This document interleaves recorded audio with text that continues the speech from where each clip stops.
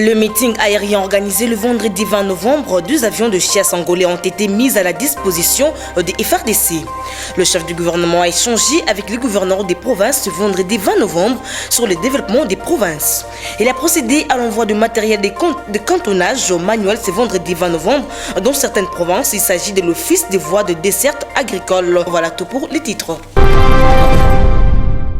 Bon début de week-end chez vous, mesdames et messieurs, bienvenue dans ce journal sur la chaîne de l'éducation. 2 avions de chasse angolais mis à la disposition des FARDC. C'était dans le cadre du meeting aérien organisé le vendredi 20 novembre 2020 à Kinshasa. Reportage. Ont atterri à l'aéroport militaire de Njili en présence des hauts responsables des services de défense et de sécurité des 2 pays. Les 2 parties ont eu des explications techniques sur les performances de ces monstres déserts. À travers ces meetings aériens, l'Angola confirme son soutien politique et militaire à la RDC, un motif de fierté pour les FARDC. Vous voyez derrière nous les avions de chasse venus de la République sœur d'Angola. Mais je vous dis d'emblée que ces avions sont venus de l'Angola, pays frère, pour participer au meeting aérien. Ils ont commencé depuis ce matin aux côtés des avions de forces armées de la République démocratique du Congo, spécialement de la force aérienne. Ils vont faire le meeting, ils ont déjà fait 3 tours à côté de l'hélicoptère de reconnaissance qui a atterri depuis le matin, mais également avec l'Antonov 72 qui avait amené auparavant une importante délégation. Et donc ces avions que vous voyez derrière, ce sont des vecteurs de décision, mais également vecteurs de victoire sur les théâtres de combat. Et ces avions sont venus magnifier la coopération, magnifier l'entente parfaite qui caractérise les relations entre la République démocratique du Congo et la République sœur d'Angola.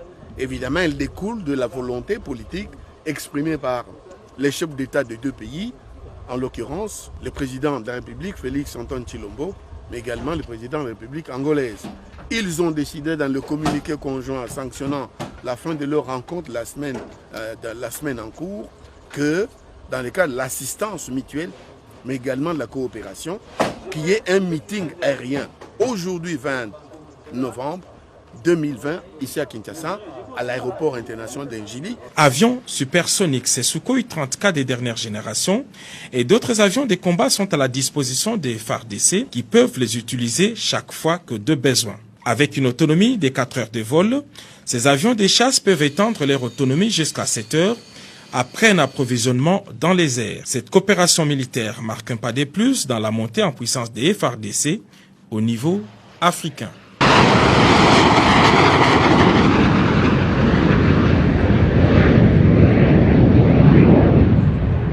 À la prémature développement des provinces, c'était au centre plutôt des échanges entre le Premier ministre Sylvestre Ilunga Kamba et les gouverneurs des provinces Jean Tiningo Bilambaka pour le compte rendu.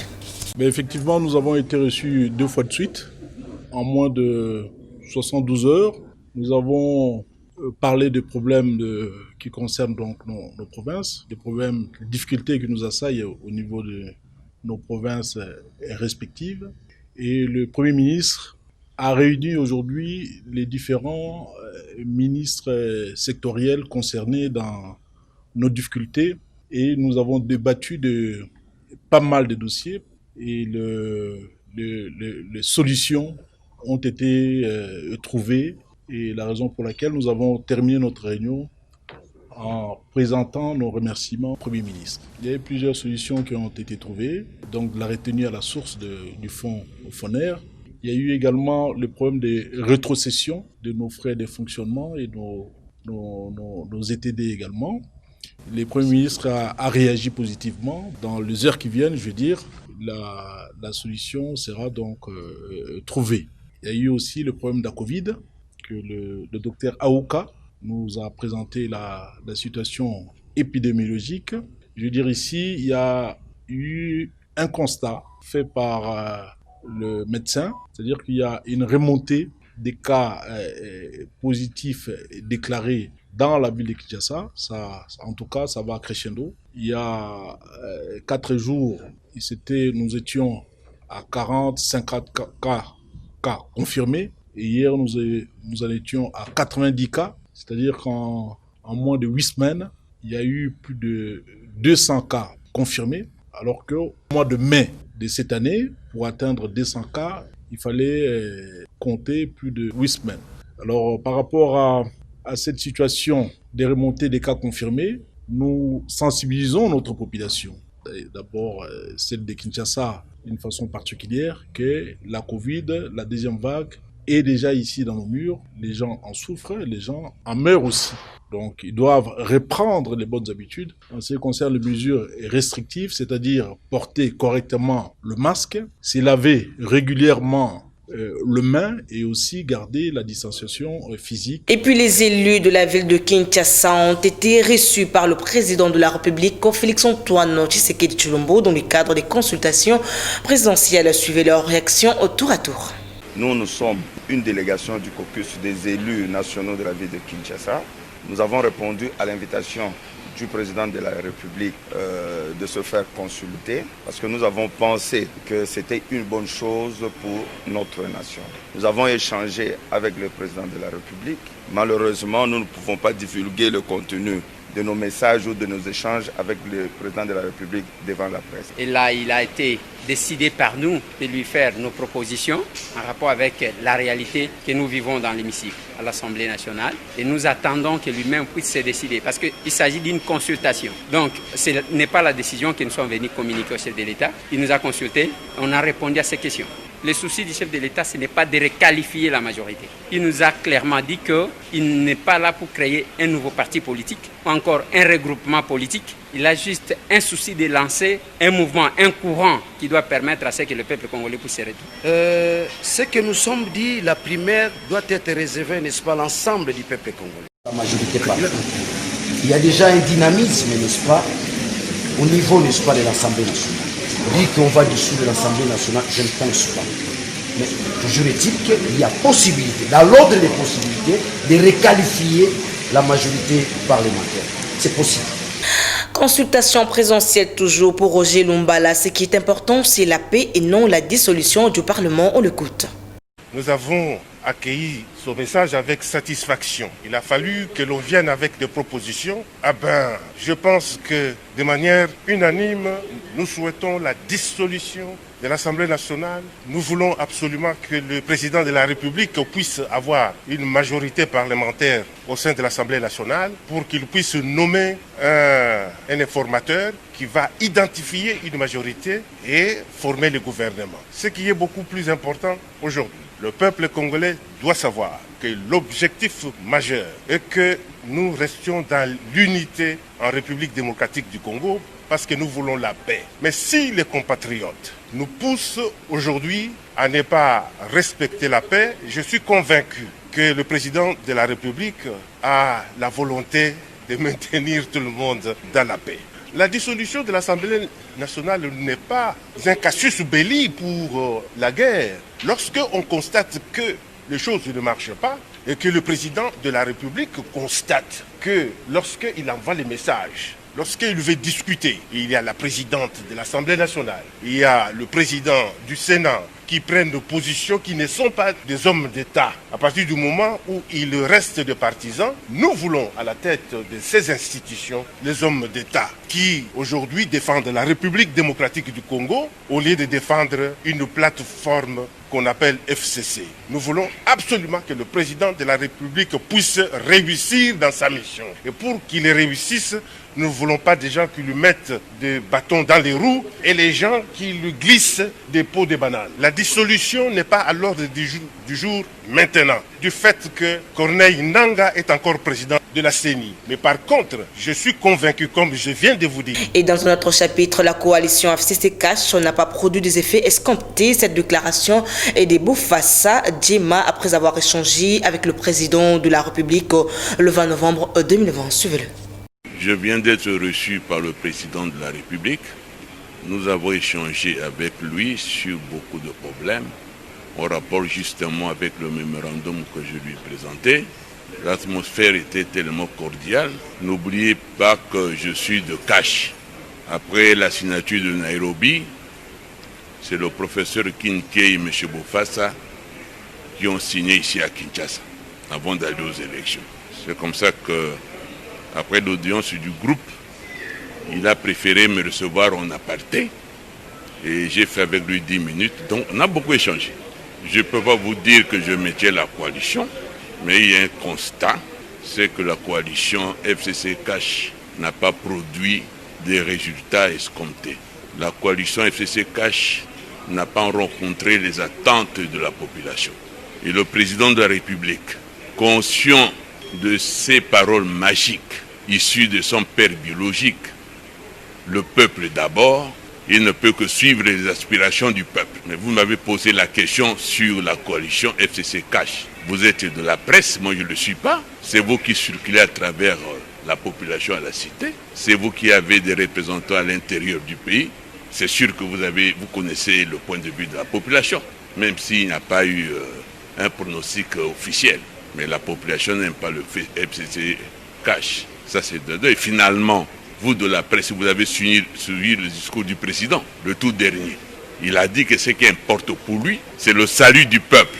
Alors, le salut du peuple, c'est où? Je vous pose la question. Malheureusement, je n'ai pas le pouvoir de vous poser la question, mais je le fais quand même. Aussi, la délégation des vice-gouverneurs des provinces a été reçue également par le chef de l'État Félix-Antoine Tshisekedi Tshilombo. Les vice-gouverneurs des provinces soutiennent les actions du chef de l'État. Suivez leur réaction. Nous venons d'être avec le chef de l'État.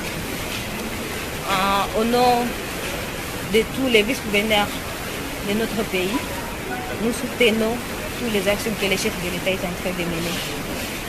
Parce que ça va créer une paix durable dans notre pays.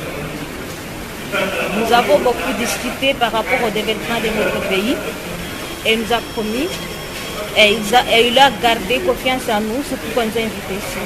Et nous avons discuté surtout sur le développement et une paix durable. Sur la coalition FCC Cash, on a beaucoup discuté. Et comme il est là, il va utiliser sa sagesse uniquement pour que nous puissions avancer dans la paix. Quel est ce qu'il faut mettre fin à cette coalition? Non, il ne faut pas mettre fin. Parce que nous avons besoin de la paix dans notre pays. Et comme nous avons besoin d'une paix durable, que nous puissions tous continuer avec notre coalition. Comprenez, quand il y a l'insécurité ou quand il y a la guerre dans le pays, ce sont toujours les femmes qui sont victimes. Nous perdons souvent nos maris, nous perdons souvent nos enfants. Nous-mêmes, nous sommes parfois violés suite à la guerre. Nous avons besoin de la paix durable et c'est pourquoi nous soutenons le plus longtemps possible la coalition FCC Cash. Je l'ai dit dans les titres, l'Office des voies de dessert agricole a procédé le vendredi 20 novembre 2020 à l'envoi de matériel de cantonnage manuel dans les provinces de l'Équateur et de la Chuapa. Ces matériels serviront à l'entretien et la réhabilitation des routes d'intérêt local. Ginelle Pezo et Delphin Tundula pour le reportage. Dans l'objectif de permettre les travaux de réhabilitation et d'entretien des routes rurales, autrement appelées voies de dessert agricole, l'Office des voies de dessert agricole, une société congolaise, a procédé à l'envoi de matériel de cantonnage manuel dans la province de l'Équateur ainsi que celle de la Chuapa ce vendredi 20 novembre 2020. Une initiative du ministère du Développement rural, autrefois lancée dans le Congo en septembre dernier par le chef du gouvernement. Jean-Marie Moulumba, chef du bureau de l'intendance de l'OVDA, explique l'importance de ces matériels. Marteaux, des pioches, haches, bottes, gilets de chantier, tout ça, c'est pour les cantonnages manuels, pour le travail des cantonniers au village. En outre, le chef du bureau de l'intendance donne la quintessence du chemin parcouru Kutendjili jusqu'à Maluku dans la soirée. Là, présentement, nous sommes à la maison communale de Maluku. Maintenant, nous sommes stationnés ici. On vient pour charger le matériel de cantonnage manuel à la balinière de l'agence balinière La Divinité. Comme nous sommes déjà la nuit, on ne pouvait pas faire les déchargements la nuit. C'est pour cela que nous sommes stationnés ici à la maison communale de Maluku pour la sécurité. Une structure de l'État ayant la charge de créer, d'entretenir et de réhabiliter les routes de dessert agricole, l'OVDA travaille sous tutelle du ministère du Développement rural. Revenons sur cette information, le lancement officiel le vendredi 20 novembre 2020 à Kinshasa des activités de création du fonds d'entretien des voies navigables et ferroviaires en République démocratique du Congo. La cérémonie a connu la participation du conseiller spécial du chef de l'État en matière de l'environnement. Reportage de Naomi Katakou.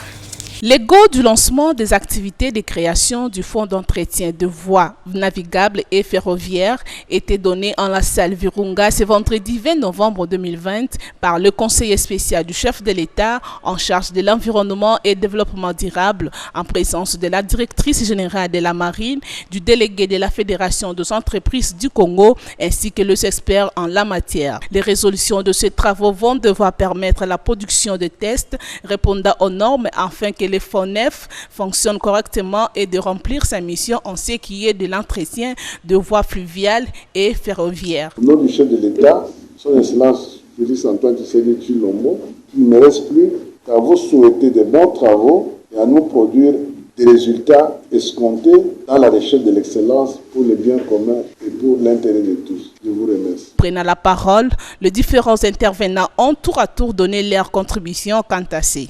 S'agissant des objectifs poursuivis dans ces projets, le coordonnateur adjoint de l'ACTED présente les canevas du travail des activités. L'objectif poursuivi par cet exercice d'aujourd'hui, que je considère comme une activité importante dans le processus du développement durable de la République démocratique du Congo, tel que voulu par son Excellence, Monsieur le Président de la République, c'est que les experts qui sont ici sont invités à produire des textes qui sont juridiquement et techniquement acceptables, des textes qui vont permettre au FONEF de fonctionner normalement et de répondre à sa mission principale qui est celle d'entretenir et de réhabiliter les voies fluviales et ferroviaires en République démocratique du Congo.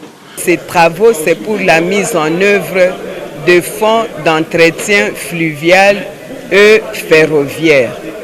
Parce que dans les secteurs, comme vous le savez, dans les secteurs dans le transport routier, ferroviaire et donc navigable, il y a des accidents parce que les voies ne sont pas entretenues. Après les différents échanges avec les experts, le rendez-vous est pris du 23 novembre au 3 décembre prochain à l'Université de Kinshasa pour la séance pratique du programme des Caneva. J'ai reçu pour vous que nous allons recevoir pour vous M. Jean-Pierre Tshibangou qui est le coordonnateur provincial ADEFAT Kinshasa. Il est présent avec moi ici. M. Jean-Pierre, bonsoir. Bonsoir madame. Vous allez bien? Très bien madame. Très bien, merci. Le plaisir est pour moi de vous recevoir ce soir. Alors nous allons parler de ADEFAT. C'est quoi ADEFAT? C'est quelle société? C'est une entreprise, une ASBL? C'est quoi? Vous allez le connaître, le découvrir avec M. Jean-Pierre dans ce journal. Alors, quel est l'objectif primordial de l'Alliance des démocrates fatistes? Merci beaucoup madame la journaliste. L'ADEFAT d'abord c'est un ASBL à caractère socio-politique. Pourquoi nous disons caractère sociopolitique? Parce que nous soutenons un homme politique qui est Félix Antoine Tshisekedi Tshilombo. Okay. L'ADEFAT a 5 objectifs que je peux énumérer vite. Bien sûr. L'ADEFAT s'est chargé de vulgariser les programmes de gouvernance et les actions de son Excellence Félix Antoine Tshisekedi, chef de l'État. Soutenir sa gouvernance à travers des actions sociaux et humanitaires. Défendre les droits constitutionnellement garantis aux particuliers, éveiller la conscience nationale et encourager et soutenir l'entrepreneuriat congolais. Ça, ce sont nos 5 objectifs. Ok, encourager, soutenir l'entrepreneuriat congolais. C'est par là que je veux savoir pourquoi le soutien à Fati, à Félix-Antoine Tshisekedi Tshilombo, et c'est à quel niveau ce soutien-là, M. Jean-Pierre? Vous savez que le président Fati a besoin de nous et qui peuvent encore le faire encore deuxième fois président. Ça sera nous, ce peuple. C'est pour cela que nous sommes assignés à lui donner le deuxième mandat en tant que chef de l'État et l'amener aussi la majorité parlementaire. Si aujourd'hui vous entendez qu'il y a eu des problèmes, il y a des coalitions, il y a ça parce que le président Félix n'avait pas la majorité parlementaire. Mais l'ADEFAT, aux jours à venir, il sera une plateforme politique. Okay. Parce que là, nous sommes ASBEL, mais aux jours à venir, il y aura ADEFAT. ASBEL et la DEFAT, plateforme politique qui va donner la majorité parlementaire au chef de l'État. En d'autres termes, vous n'êtes pas en train de vouloir chercher à lapider l'argent de l'État? Madame, ça c'est trop grave. La DEFAT n'a pas cette vision-là de lapider l'argent de l'État parce que jusque maintenant, nous travaillons avec nos propres moyens, nos propres dons que nous sommes en train d'évoluer avec. Disons, on n'a pas cette vision-là de lapider l'argent de l'État. L'argent de l'État reste l'argent de l'État. Sinon, la prison sera pour vous si vous allez lapider l'argent de l'État. Vraiment, vous avez combien de temps d'existence? La DEFAT a été créée un certain 16 juin 2019, mais sur terrain, nous avons commencé à fonctionner, ça fait maintenant 4 à 5 mois. Ici à Kinshasa, c'est une coordination provinciale et nous avons la coordination nationale qui est à Lubumbashi, dirigée par le coordonnateur national, l'honorable Jean-Louis Kalamba, un homme fort. C'est le fondateur de la DEFAT. Il y a 44 fondateurs. Il y a 44 fondateurs, mais lui, il est le visionnaire parmi les fondateurs. Okay. Oui. Alors, je reviens pour dire votre soutien au chef de l'État n'est pas, comme on le dit souvent, toujours un dialélo, monsieur Jean-Pierre, parce qu'à chaque régime qui vient et qui passe, il y a toujours des aspects de groupes qui soutiennent. C'est pas un dialélo? Non. Qu'est-ce que vous attendez par un dialélo? Un dialélo, d'ailleurs, dialélo, ça veut dire quelque chose d'aujourd'hui. Mais un dialélo peut être dialélo dans les bons sens aussi. Vous voyez, par exemple, aujourd'hui, vous avez vu le bis Transco. Quand on va applaudir, on va dire merci, Félix Antoine Tshisekedi, vous allez dire que c'est un dialélo. Ce n'est pas un dialélo. Vous avez vu l'avenue Elengesa. Quand nous avons applaudi cette avenue qui n'existait même pas, vous allez dire que c'est un dialélo. Il ne faut pas confondre quand nous soutenons et nous encourageons que ça devient un dialélo. Non, on ne chante pas pour Félix. Mais nous soutenons Félix et nous l'encourageons avec ce qu'il est en train de faire. D'ici là, vous aurez un bateau drague qui va arriver à Boma pour permettre au grand bateau paquebot d'atterrir à Boma. Parce que tous les grands paquebots, c'est stationné qu'au niveau des Pointes Noires. Et tu vois maintenant qu'aujourd'hui, demain, il y en aura maintenant ici chez nous. Avec toutes ces actions-là, vous croyez que nous allons dire ça que c'est un dialélo? Ce n'est pas un dialélo. Nous sommes en train d'applaudir, nous sommes en train de féliciter et nous sommes en train d'encourager les actions du chef de l'État. Et d'où provient votre financement pour avancer? Mais entre nous, nous avons des travailleurs, nous avons des ministres, nous avons les gens de bonne foi qui peuvent nous apporter des soutiens. Nous, on se soutient nous-mêmes. On n'a pas des organismes internationaux qui sont derrière nous. Même le chef de l'État n'a jamais mis sa main dans la poche pour donner l'argent à la DEFAT. Et il n'a pas cette habitude de mettre la main à la poche. Il a combien comme salaire pour qu'il prenne encore donner à la DEFAT? C'est intéressant, monsieur Jean-Pierre. Et en parcourant votre dépliant, vous parlez de la bonne gouvernance et croissance économique. Comment comptez-vous réussir et relever les niveaux de ces deux axes évoqués ici haut, donc dans la croissance économique et la bonne gouvernance? Vous savez que dans la bonne gouvernance, on ne peut pas parler de la bonne gouvernance si on n'a pas de piliers. Nous avons au moins 7 piliers qui parlent de la bonne gouvernance. Mais je ne saurais plus citer tous les 7 piliers. Okay. Je peux ne fût-ce qu'énumérer, par exemple, consolider la démocratie, promouvoir la réconciliation nationale. Je vais prendre promouvoir la réconciliation nationale. Vous avez vu, aujourd'hui, le chef de l'État a consulté les gens. Il a consulté toutes les couches, quels que soient les niveaux, quels que soient les standings de vie. Il a consulté tout le monde. Et pourquoi il a consulté? C'est pour que cette bonne gouvernance puisse exister dans notre pays. Peut-être il y a quelques couches de gens qui sont lésés de ce que le chef de l'État était en train de faire. Donc venez, nous allons nous mettre ensemble. Quels sont vos problèmes? Quelles sont les difficultés? Qu'est-ce que vous pensez pour ces pays? Et ils ont parlé avec le chef de l'État. C'est ça même la bonne gouvernance. La bonne gouvernance, on ne gouverne jamais seul. Il faut toujours gouverner avec les autres et avoir les idées provenant des autres. Vous parlez de la croissance économique durable. Récemment, vous avez entendu qu'il y a des Australiens qui sont venus signer des contrats pour Inga. Oui. Vous ne pouvez pas parler des industries si vous n'avez pas de courant. Les courants de Inga, moi j'ai toujours dit aux gens qui me suivent, les courants de Inga, l'Inga n'est pas construit pour les habitations. Inga a été construit pour les industries. Ces industries, quand il y a des courants, ils vont venir investir dans notre pays et il n'y aura plus de chômage, il y aura des boulots, il y aura tout ce que les peuples congolais sont en train de chercher. C'est pour cela, Vous avez vu, ces gens sont venus, ils ont signé des contrats. Et vous avez vu aussi les Allemands qui sont venus pour le chemin de fer qui va commencer, qui va relier les deux points de la RDC, du nord vers le sud.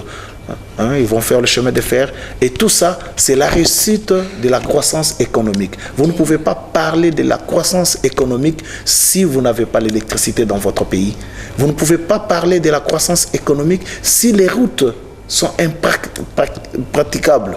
Aujourd'hui, vous avez dit, je vous ai parlé du bateau qui arrive. Il y aura maintenant des soirs qui vont entrer sans difficulté. Il y aura le train qui va prendre des marchandises du nord vers le sud et d'amener du sud vers le nord. Ça, c'est ça la croissance économique. Nous ne pouvons pas parler de ça. Mais vous avez vu avec son Excellence Félix Antoine Tshisekedi, béton, aigle d'Afrique, il a fait tous ses efforts pour que les peuples congolais puissent se retrouver. Vraiment, merci, nous sommes en train de l'encourager pour ça. Jean-Pierre, je rappelle que vous êtes coordonnateur provincial ADEFAT Kinshasa. Et avant de clore, une dernière question, parce que nous sommes là, le temps nous fait défaut. Je pense que je vous ai toujours reçu sur mon plateau, que ce soit dans une émission, je vous êtes là, permanent. Oui. Et en parlant un peu sur l'actualité de l'heure, sur l'audience ouverte le mercredi dernier au Conseil d'État, en ce qui concerne la saisine du député Albert Fabrice Puela au bureau de l'Assemblée nationale. Vous savez que le député Fabrice a raison. Il a droit de saisir le Conseil d'État. Non, vous savez, tout peuple congolais a ces droits-là, quand il trouve là où ça ne marche pas, de saisir la justice. Mais c'est à la justice de donner la réponse. Moi, je peux dire que non, nous attendons la décision de la justice et nous allons nous incliner sur la décision de la justice parce que nous parlons déjà de l'état des droits. Et nous voudrons que la justice fasse son travail. Vous ne répondez pas parce que vous soutenez à 100% Félix Tshisekedi et vous êtes contre l'Assemblée nationale. Vous êtes pour ceux qui sont là à ce que le bureau de l'Assemblée nationale puisse tomber. Vous êtes neutre. Je ne suis pas ni pour ni contre l'Assemblée nationale. Mais façon de répondre, écoute, quand on travaille bien, on doit applaudir. Quand on ne travaille pas bien, la justice doit faire son travail. Et je ne sais pas, moi je ne suis pas député, madame. Peut-être en 2023, on sera député. Là, je serai vraiment très autorisé de vous parler parce que je ne suis pas de la boîte. Mais moi, je m'incline à la décision de la justice qui va venir récemment. Voilà, merci beaucoup, M. Jean-Pierre. Je rappelle que vous êtes coordonnateur provincial de ADEFAT Kinshasa. Nous avons parlé de l'ADEFAT, l'objectif primordial plutôt de l'Alliance des démocrates fatistes, le pourquoi du soutien total à Félix Antoine Tshisekedi et Tshilombo. Voilà, avant de nous séparer, un dernier mot. Oui, merci beaucoup, madame. Vous savez que l'ADEFAT est en train de se préparer pour une caravane motorisée ce mercredi 25. Nous allons sillonner tous les acteurs de la ville de Kinshasa. Dans l'objectif de soutenir le chef de l'État. Soutenir le chef de l'État, surtout sur le dialogue, disons la consultation comme je vais le dire, la consultation et l'organisation de l'Union sacrée pour la nation. La DEFAT va soutenir en faisant la caravane motorisée qui sera la toute première fois dans la ville de Kinshasa pour qu'un ASBEL puisse le faire. Nous allons le faire. Et madame, je voudrais vous dire que nous sommes partout. Nous sommes dans à peu près 19 provinces. Tout celui qui a besoin de nous contacter, nous avons notre coordination provinciale au niveau de l'IMT industriel, Petit Boulevard 334. Vous allez nous trouver là-bas pour toutes les informations. Venez adhérer. Vous voulez soutenir le chef de l'État, l'ADEFAT vous ouvre grandement ses portes.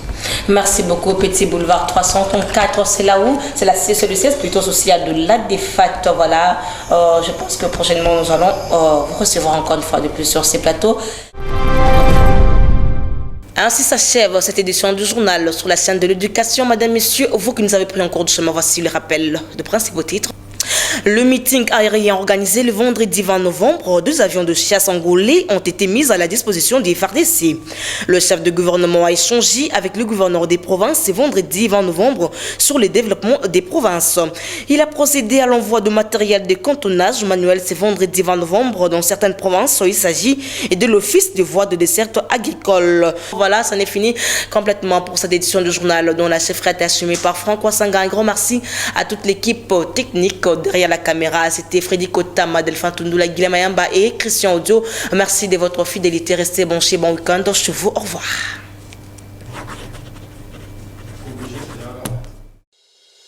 Vous pouvez suivre cette émission en rediffusion quand vous voulez, où vous voulez, sur www.dab.video.